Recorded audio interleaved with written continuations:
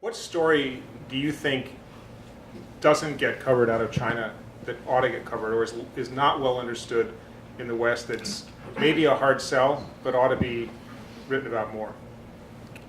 I actually have an answer that will surprise Dinda a bit. I think the human rights story is very hard to sell, because I think people are tired of it, and they've gotten tired of it over the last 10, 15 years. And I think people don't, I mean, there's a lot more going on than we write about.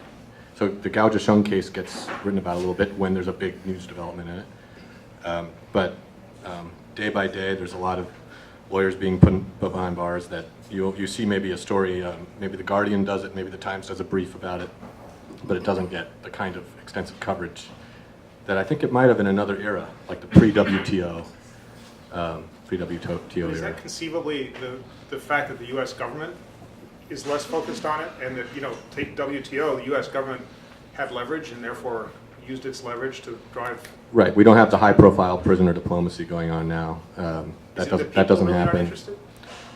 I think there's a combination of reader fatigue, journalist fatigue, and editor fatigue, because it's relentless.